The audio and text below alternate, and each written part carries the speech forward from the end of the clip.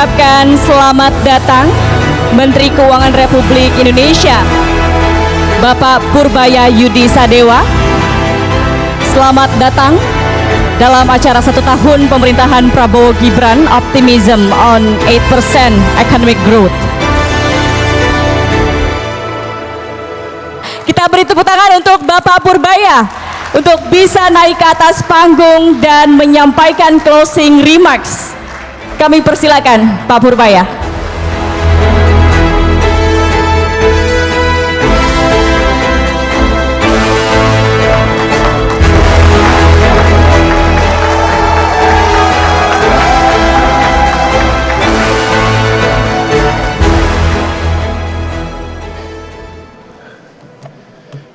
Bismillahirrahmanirrahim.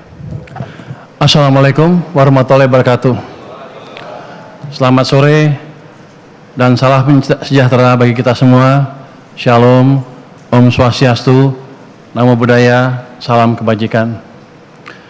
Yang saya hormati CEO Media Group Bapak Muhammad Mirdal Akib, serta seluruh jajaran redaksi Metro TV yang sudah bekerja luar biasa dalam menyiapkan acara sore ini.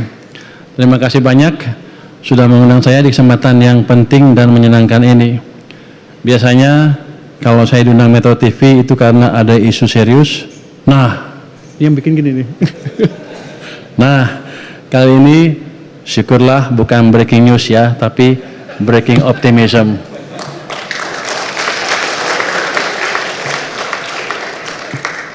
Ini mau baca serius apa santai? Kalau serius saya baca ini. Setengah jam selesai. Kalau santai ya saya bilang tadi banyak bahayanya tuh. Saya udah dikritik banyak orang katanya, jangan ngomong komentarin menteri ini menteri itu. Tapi saya nggak komentarin, sebetulnya saya jaga duit saya biar aman. Sekaligus memastikan program ekonominya berjalan dengan baik. Saya berkepentingan menciptakan ekonomi tumbuh lebih cepat dari 5%. Mungkin triwulan 4 bisa tumbuh 5,5 lebih. Kalau lebih lagi kata Presiden, saya dikasih hadiah. Hadiahnya apa nanti saya kasih tahu. Kalau dapat 5,5, 5,6. Next. Ini 1 tahun Prabowo Gibran, Optimism for Faster Economic Growth mestinya. Tadinya ditulis 8%. Nggak berani juga gua. Kalau meleset gimana? Gimana kalau 5, 6, 7, 8 pelan-pelan. Jadi next. So far ekonomi kita lumayan lah. Ini angka triwulan kedua mencapai 5,12%. Itu angka ajaib. Karena 5 tambah 2 tambah 1 sama dengan 8 katanya. Jadi selalu fokus ke 8%. Tapi gini, ini masih rekor yang baik di kawasan ini, di G20. Cuma yang Anda lihat kemarin kan, walaupun di triwulan kedua bagus, tapi ketika kita salah urus, ekonomi melambat dengan signifikan, masyarakat merasakan bebannya cukup berkepanjangan, akhirnya turun ke jalan, dan kalau nggak diperbaikin cepat-cepat, demo akan jalan terus, tiap hari, tiap minggu, sampai nanti ada kekacauan tahun depan. Hitungan kita udah hitung-hitung tuh. Kita lihat kerentanan pada waktu itu emang kebijakannya tidak terlalu menciptakan ruang untuk ekonomi tumbuh lebih cepat.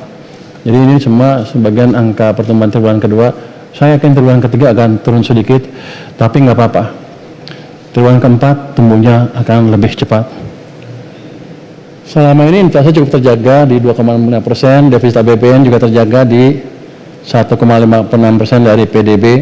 Ini masih salah satu yang terendah dari G20. Jadi wartawan selalu nanya saya tuh, Anda kan spending spree katanya. Artinya semuanya belanja. Itu kan ekspansif. Berapa defisit ke PDB-nya? Yang mereka nggak tahu, saya belum merubah anggaran. Yang saya lakukan cuma mindahin uang 200 triliun dari BI ke perbankan, udah titik. Tapi kan saya masih kelihatan jago dong, gua pindahin 200 triliun, kayaknya ada kebijakan besar, padahal nggak ada. Tapi dampaknya ke perekonomian beda, karena tadi di sistem yang tadinya kering, mulai ada uang yang cukup, Anda saja lebih jauh. Itu yang menimbulkan optimisme di ekonomi. Jadi bukan karena ngomong saya doang, saya ngomong ya emang jualan obat, saya lontarin uang jeder 200 triliun. Itu bank-bank kerasa, tiba-tiba likuiditasnya bertambah. Saya pesan juga ke bank sentral, Anda jangan serp ya, dia nggak serp. Untung dia masih nurut, kalau nggak cilaka kita. Tapi saya masih punya uang lebih banyak lagi. Nanti saya tunjukin. Neraca perdagangan kita ini tumbuh 45,8% dari Januari ke September. Year on year, tumbuhnya 50% lebih. Ini yang dulu digambarkan global uncertainty tinggi. Di mana uncertainty-nya? Kalau begini, kita mudah-mudahan kita doakan uncertainty terus, biar ekspornya makin lama makin kencang tumbuhnya. Jadi Pak Leo, Anda kalau bahas yang benar dong di Metro. Ini bukan uncertainty.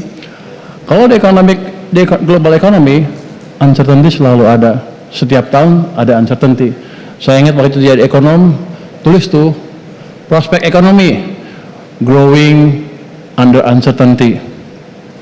Tetap tumbuh di tengah ketidakpastian, gitu aja.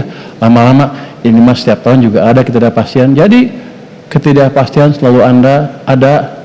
Kita nggak usah takut. Kita sudah punya pengalaman cukup untuk mengendalikan ketidakpastian. Angka pengangguran turun lumayan, angka kemiskinan juga turun. Nah yang penting itu IHSG udah naik sempat ke level yang tinggi. Sekarang turun nggak hari ini? Kemarin sempat rebound, sempat menembus 8.257,86. Jadi level tertinggi sepanjang sejarah pada waktu itu ya. Ini dikaitkan dengan saya katanya. Waktu saya dipilih, saya salah ngomong hari pertama, IHSG turun. Itu menteri nggak becus, ngomongnya sembarangan, pasti otaknya kosong, kira-kira gitu kan. Hari kedua, ketiga di DPR, kita balik, diskusi seperti apa, kita jelaskan gimana cara akan membalikkan arah ekonomi, dan hari Jumatnya saya langsung gelontorkan 200 triliun ke sistem perbankan.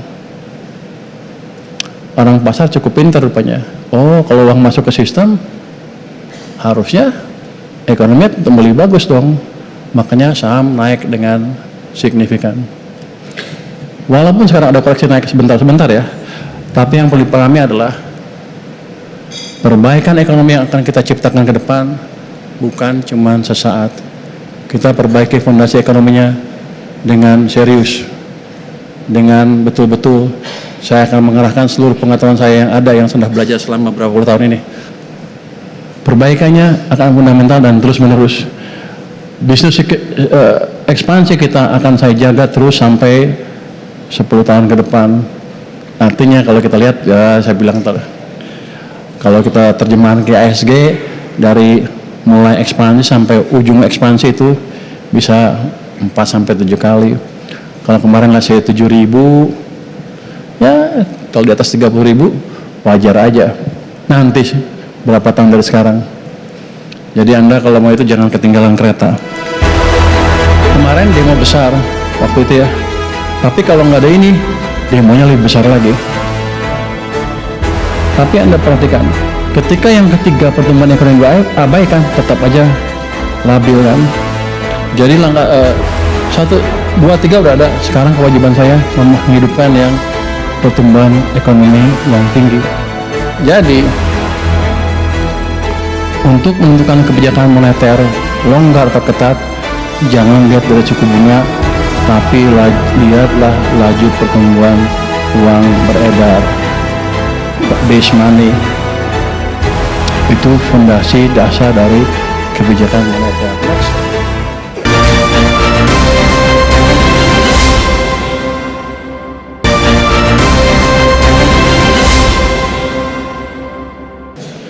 Waktu Pak Prabowo bilang akan menciptakan pertumbuhan ekonomi 8%, semua ngetawain. Itu angan-angan yang nggak jelas. Kalau saya sebagai ekonom, saya bukan di timnya Prabowo ya, di luar waktu itu. Bagus, hajar bleh. Kenapa? Untuk sebuah negara bisa jadi negara maju, dia perlu menciptakan pertumbuhan double digit selama 10 tahun lebih. Saya udah lihat Jepang, Korea, Taiwan, sekarang Cina udah mendekati negara maju kan. Dia pernah punya laju pertumbuhan yang kencang. 5% untuk kita emang enak kayaknya pas tertinggi dibanding negara maju. G20 kan negara maju rata-rata ya.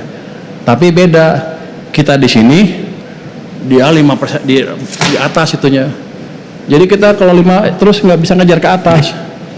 Jadi memang harus ada suatu kebijakan yang agresif. Yang penting adalah kita memastikan itu bisa terjadi. Korea Selatan, ini Singapura, sebenarnya negara kecil, Korea Selatan deh. State-led industrial kebijakan, state-led industrialization, kemitraan pemerintah korporasi, ekspor agresif dan peluasan pasar global, serta industri kreatif K-pop, baru-baru aja kalau K-pop ya. Tapi di Korea ada satu hal yang dilupakan banyak orang. Mereka mendukung sektor UMKM dengan sungguh-sungguh. Dia ciptakan bank UMKM. Di situ ada lembaga pendidikan untuk orang-orang yang berbisnis UKM. Pemasarannya UKM, lembaga sendiri. Terus ada lembaga penjaminan kalau UMKM mau pinjam sehingga bisa nggak pakai jaminan. Ada bagian lembaga untuk promosi UMKM. Ada kebijakan moneter yang mewajibkan UMKM memberi pinjaman ke bank, bank memberi pinjaman ke UMKM berapa persen lebih dari total DPK-nya. Total pinjamannya 40% lebih. Jadi ekspor Korea dari UMKM itu sempat mencapai 46% dari total ekspor mereka. Jadi bukan perusahaan besar saja. Next. Untuk menjadi negara maju, Amerika juga sama. Ada periode pertumbuhan yang lebih cepat. Cuman kalau Anda lihat situ ya, tahun 1932 waktu terjadi Great Depression, ekonomi Amerika mengalami kontraksi yang amat dalam. Padahal bunganya 0%. Jadi saya ulangi lagi di sini ilmu. Sebenarnya ilmu gua sih, cuman saya kalau ngomong kata saya orang nggak percaya. Saya ambil deh kata Milton Friedman, katanya ini bunga 0 tetap aja dia kontraksi seperti itu ekonominya karena pertumbuhan uangnya negatif 5, saya lihat 5% ada. Jadi nggak cukup dorongan ke ekonomi. Dari situ keluarlah ajaran dasar moneter yang saya bilang itu fundamental ya. Jadi untuk menentukan kebijakan moneter longgar atau ketat, jangan lihat dari suku bunga, tapi lihatlah laju pertumbuhan uang beredar, base money. Itu fondasi dasar dari kebijakan moneter. Next. Sekarang laju pertumbuhan ekonomi kita berapa? Walaupun udah bagus, masih di bawah rata-rata laju pertumbuhan sebelum krisis. Cuman kalau kita lihat aktivitas ekonominya sebelah kanan gitu ya, lebih banyak ditopang oleh sektor yang bernilai tambah rendah.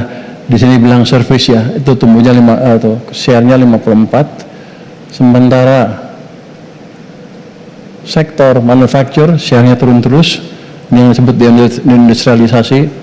Terus pertanian juga turun tapi masih stabil di 13,4 terus saja flat setelah krisis. Ini sebenarnya transformasi ekonomi dari negara agriculture ke ekonomi manufacture. Harusnya agriculture-nya turun terus ke level yang rendah, manufacture naik terus. Ini nggak terjadi di kita sehingga setelah krisis ekonomi kita tumbuhnya lambat. Jadi ke depan kita harus teruskan transformasi ekonomi. Ya bukan berarti agriculture dimatiin, agriculture lebih sedikit orangnya, tapi lebih produktif gitu, seperti program-program food estate segala macam, nggak apa-apa. Tapi yang sana nggak boleh dilupakan. Next. Nah, strategi ekonominya gimana?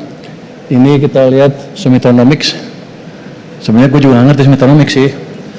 Ya pas waktu itu belajarlah sedikit supaya dekat sama presiden lah. Tapi setelah saya baca, bagus juga rupanya Sumitonomics. Dia ada 3 fiskal, pertumbuhan ekonomi yang tinggi, pemerataan manfaat pembangunan, stabilitas nasional yang dinamis.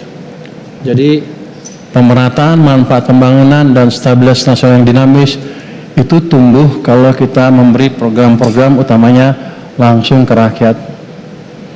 Jadi yang dilakukan oleh Pak Prabowo sekarang 1-2 sudah jalan. Kan orang-orang waktu MBG buat apa sih? Banyak gitu kan. Bangun sekolah buat apa sih? Banyak yang gitu kan. Pasti Leo juga kritik tuh di TV-nya tuh. Wah, programnya salah. Tapi ini 2 ini. Untuk ini, kalau nggak ini, yang pertumbuhan ekonomi yang tinggi nggak bisa stabil. Kemarin demo besar waktu itu ya. Tapi kalau nggak ada ini, demonya lebih besar lagi. Tapi Anda perhatikan, ketika yang ketiga pertumbuhan ekonomi abaikan, tetap aja labil kan. Jadi langkah 1, 2, 3 udah ada. Sekarang kewajiban saya menghidupkan yang pertumbuhan ekonomi yang tinggi supaya semuanya lengkap. Udah kelihatan kan ketika kita coba dorong itu, orang udah senang sekarang, ada optimisme. Mudah-mudahan optimismenya betul-betul terwujud. Tapi kita barengi dengan tindakan yang nyata. Jadi gimana cara menciptakan pertumbuhan yang tinggi? Maksudnya pertumbuhan semuanya harus kerja selaras, semuanya hidup ya. Jadi next coba kasih lihat gambarnya. Ini gambar pertumbuhan uang M0 yang merah, yang biru adalah pertumbuhan kredit. Anda lihat dari zaman Pak SBY, zaman Pak Jokowi ke sana. Pada waktu zaman Pak SBY, yang merah rata-rata tumbuhnya kencang tuh di atas. Itu sekitar 17% lebih. Akibatnya yang biru itu tumbuhnya juga rata-rata kencang 22%. Kredit tumbuhnya on average 22% sepanjang zamannya Pak SBY. Zamannya Pak SBY, private sector yang hidup. Gahamannya santai-santai aja. Makanya Anda lihat debt to GDP-nya turun, GDP-nya turun terus sampai 23%, dari 30 turun terus. Anda lihat yang merah tuh, zaman Pak Jokowi sana rata-rata rendah, sempat negatif sebelum krisis.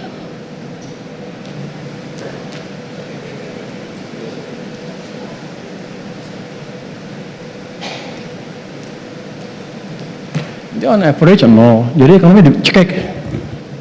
Habis itu kita balik di bulan Maret 2021 dibalikin ke atas. Itu pemerintah naruh uang 300 triliun di bulan Mei 2021. Habis itu Anda lihat yang biru tumbuh kan, dari nol, dari negatif tumbuh lagi positif. Itu yang menyelamatkan kita. Tapi gambaran utamanya adalah di sini private led growth. Jadi sektor swasta yang dorong, di sana government. Jadi selama 20 tahun terakhir ekonomi kita mesinnya pincang. Sekarang kalau kita tumbuhin dua-duanya gimana? Saya punya private 6 tambah government pasti ada kan? Pasti 6 lebih gampang.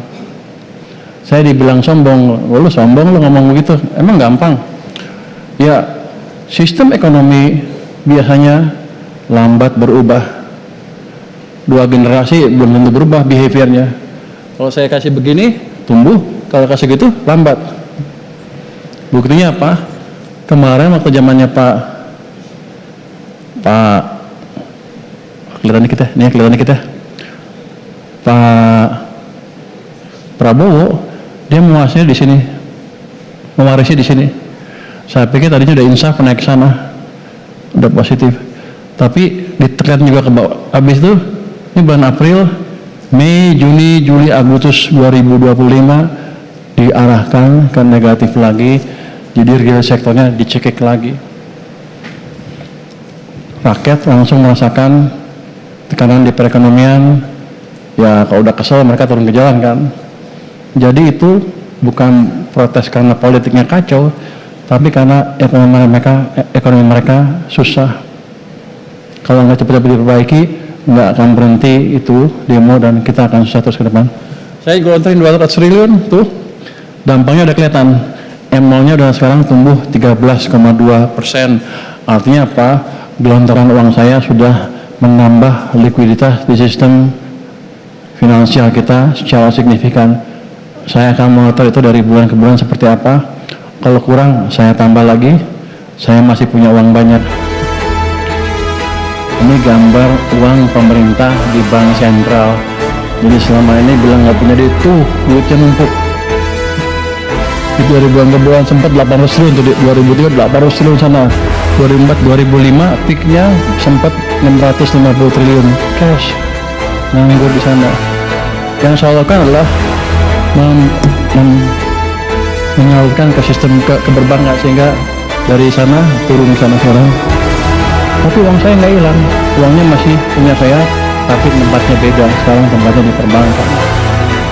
Saya sudah menyidangkan 193 perkara yang selesai, itu link ke investasi sebesar 890 triliun rupiah. Jadi saya udah kayak hakim, tingkatnya udah tingkat Abu Nawas. Nggak ngerti kenapa tingkat Abu Nawas? Kenapa tingkat Abu Nawas?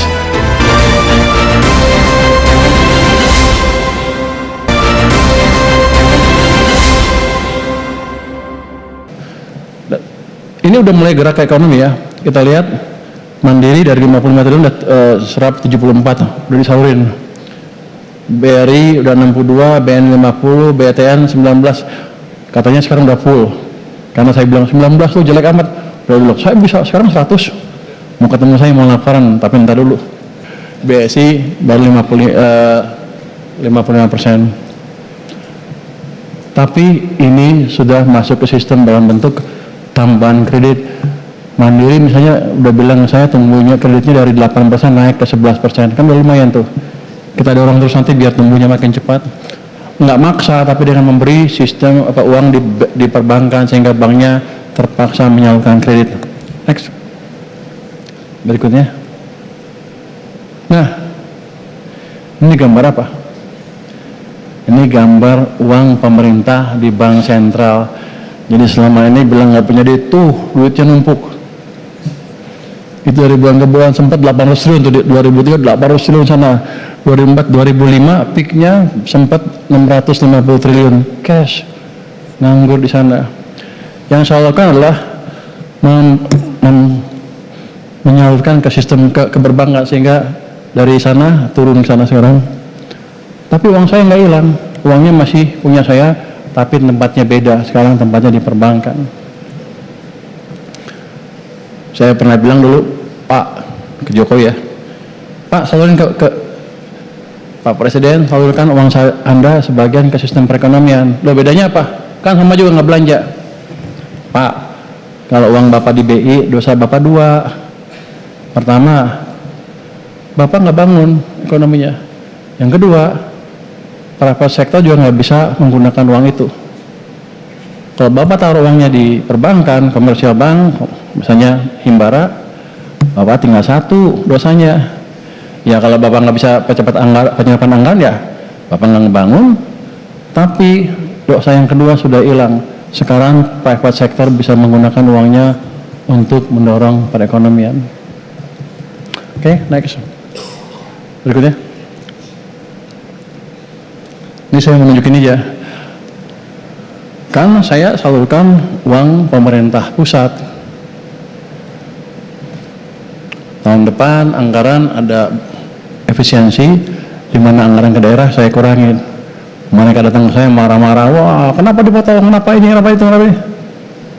Mereka nggak kekurangan uang, bahkan kelebihan. Coba Anda lihat,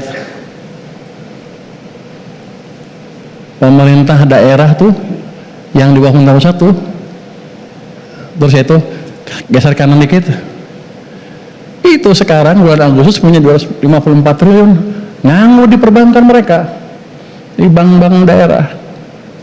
Terus kalau melihat oke ini kan nanti dihabisin katanya.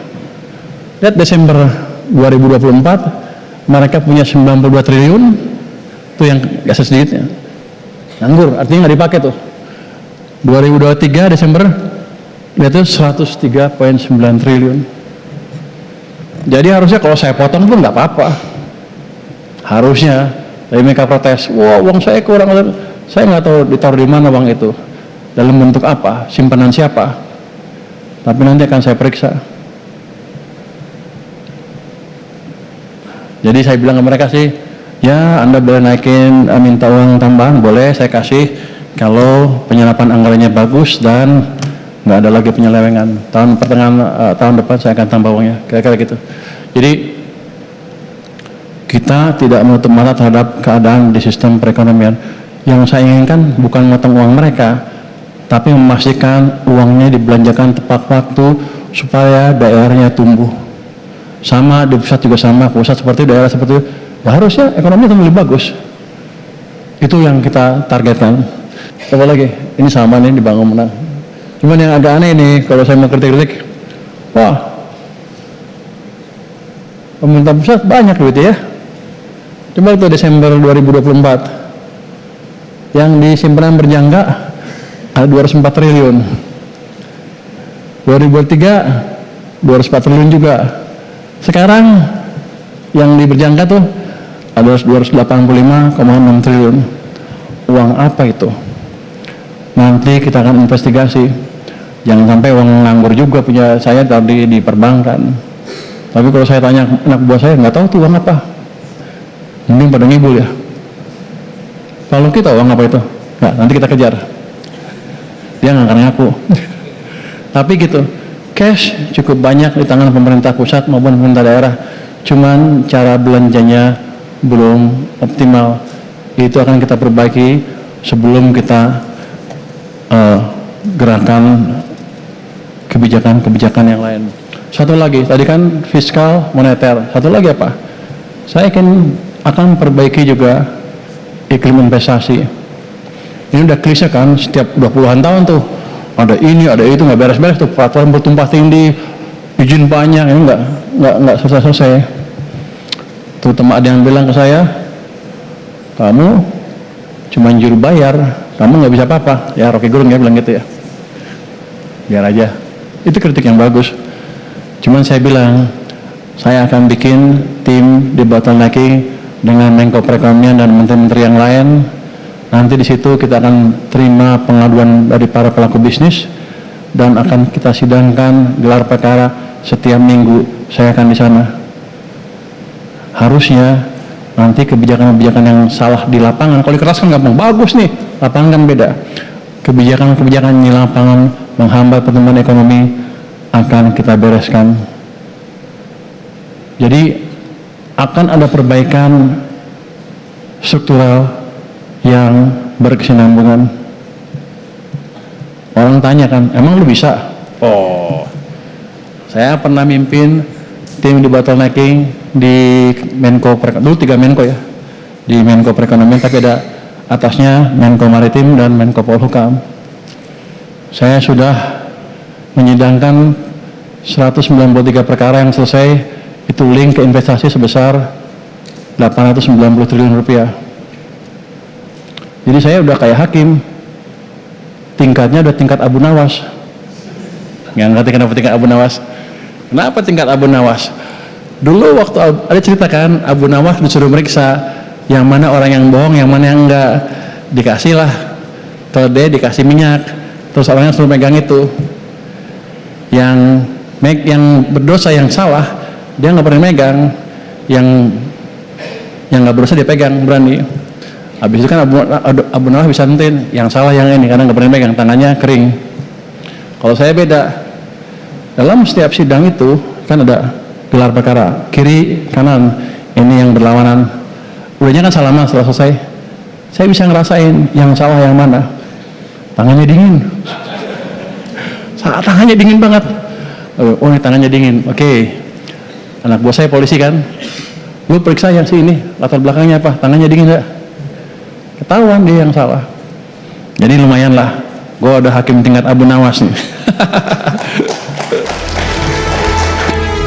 dengan strategi yang saya sebut tadi, dengan APBN yang sedikit ekspansif tahun depan tapi masih menerapkan prinsip-prinsip kehati-hatian, kita akan tumbuh dengan lebih cepat dibanding tahun ini. Tahun depan sih saya pikirkan berapa? Paling 60, mendekati 6% atau lebih sedikit. Saya akan minta hadiah ke presiden. Tapi kalau nggak tercapai gue dipecat tadi. Saya fair game, tapi saya yakin kalau real sektor saya dijaga, barang-barang selundupan saya tutup. Yang suka main selundup, saya tangkap. Bentar lagi ada penangkapan besar-besaran. Saya nggak peduli di belakangnya siapa. Di belakang saya presiden yang paling tinggi kan ya, paling tinggi di sini. Pasti beres. Rokok saya akan beresin. Tekstil jadi rokok. Habis itu tekstil, habis itu baja, habis itu satu persatu yang kejar satu persatu.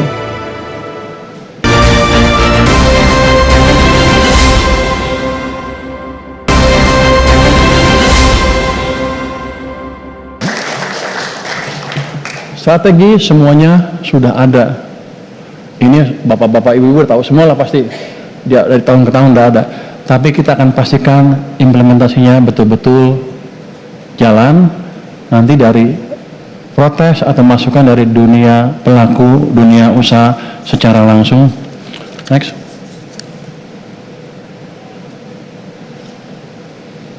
Ini bosan ya? Jadi APBN kita akan dijaga. Ini kita ngomong APBN sedikit untuk mendukung agenda pembangunan, mewujudkan kesejahteraan dan meredam gejolak shock absorber. Makanya selalu ada di situ ada subsidi. Orang bilang kan subsidi jelek buat ekonomi, tapi kita mesti ingat nggak semua orang kita bisa menikmati kue ekonomi dari pertumbuhan ekonomi kita. Jadi kita tetap saja harus menopang orang-orang yang belum beruntung. Next. Ini ke relasi APBN yang jelas gini. Angkanya udah pernah diumumkan berkali-kali. Tapi yang jelas begini, media selalu nanya, apakah Anda akan menembus 3%? Saya tidak akan pernah menembus angka defisit to GDP 3% sekarang. Nanti kalau udah 8 mah nggak apa-apa kali. Kalau tumbuhnya 7-8 nggak apa-apa. Cuman gini, standar 3% itu ditetapkan secara arbitrary menurut saya. Coba Anda lihat negara Eropa, ada yang 3%? Nggak ada, lebih semua. Debt to GDP ratio-nya berapa? 80-100% rata-rata. Amerika hampir 100%, Jepang 200%, semuanya besar. Singapura apalagi, besar sekali. Kita cukup prudent, 3% dan di bawah 60, di 40% sekarang. Itu akan kita jaga terus, karena rupanya itu media barat, pengamat ngincer saya. Ini menteri ekonominya ngerti apa enggak nih? Coba kita jebak 3%. Begitu saya lewat 3%, mereka akan hantam saya habis-habisan. Menteri keuangan yang baru bodoh, nggak ngerti fiscal sustainability, kata gitu kira-kira. Makanya saya jaga dulu, saya ikutin mereka dulu. Tapi nanti kalau tumbuh kenceng, ya mungkin kita. Tapi kalau udah tumbuh kenceng, saya nggak perlu defisit besar-besar. Kenapa? Pajak saya bagus pendapatannya. Nah sekarang saya dalam upaya memperbaiki jajaran pajak dan bea cukai. Tapi ada stick and carrotnya. Saya bilang ke jajaran pajak saya lupain yang ke belakang-belakang, kita fokus ke depan. Kalau Anda bisa naikin rasio pajak ke PDB sampai level yang cukup baik, saya akan minta bonus ke presiden sama dengan bea cukai. Tapi kalau di bawah harus siap-siap aja lu. Kira-kira gitu. Harus fair kan. Tapi saya percaya mereka sebenarnya banyak orang baik juga. Cuma orang baiknya biasanya di pinggir. Saya akan masukin yang baik ke tengah sekarang supaya lebih berperan di pengumpulan pajak kita.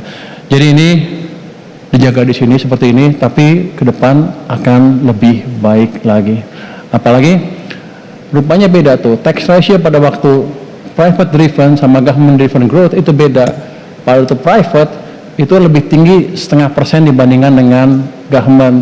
Mungkin waktu pemerintah kalau bangun minta diskon terus kali. Kalau swasta kan enggak. Jadi dari situ aja saya bisa dapat 110 triliun lebih. tahun depan hampir otomatis tanpa ngapa-ngapain dengan cara menghidupkan sektor swasta saja. Next.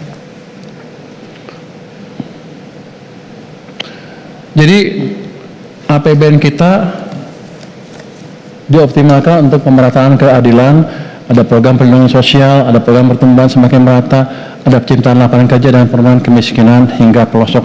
Jadi begini, saya nggak akan panjang-panjang mungkin. Dengan strategi yang saya sebut tadi, dengan APBN yang sedikit ekspansif tahun depan, tapi masih menerapkan prinsip-prinsip kehati-hatian, kita akan tumbuh dengan lebih cepat dibanding tahun ini. Tahun depan sih saya pikirkan berapa? Paling 6 loh, mendekati 6% atau lebih sedikit. Saya akan minta hadiah ke presiden. Tapi kalau nggak tercapai, gue dipecat kali. fair game. Tapi saya yakin, kalau real sektor saya dijaga, barang-barang selundupan saya tutup. Yang suka main selundup, saya tangkap. Bentar lagi ada penangkapan besar-besaran. Saya nggak peduli di belakangnya siapa. Di belakang saya presiden kan, paling tinggi kan ya, paling tinggi di sini. Pasti beres. Rokok saya akan beresin. Tekstil, jadi rokok. Habis itu tekstil, habis itu baja, habis itu satu persatu saya akan kejar satu persatu. Itu akan meningkatkan tadi tax ratio dan pertumbuhan industri domestik.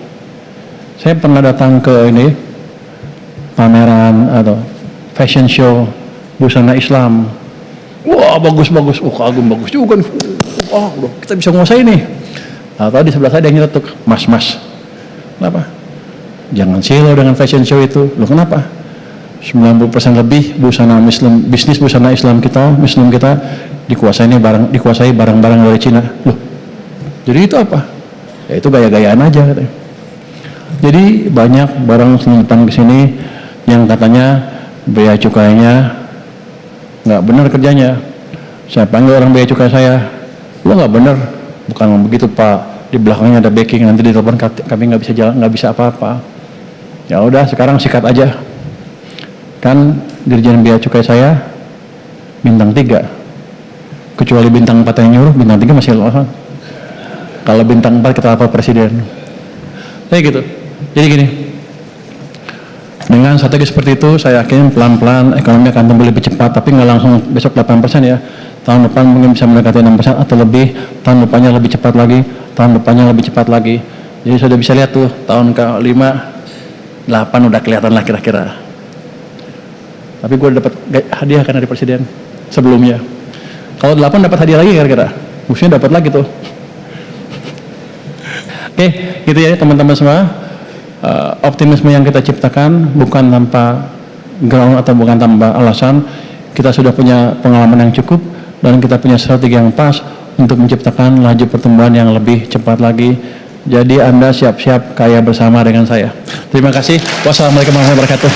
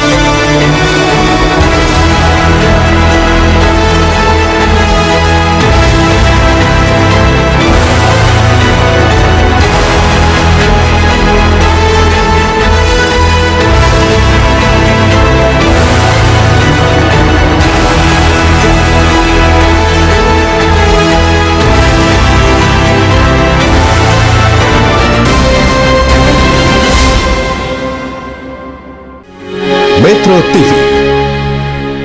Jelajahi cara baru mendapatkan informasi. Download Metro TV Extend sekarang.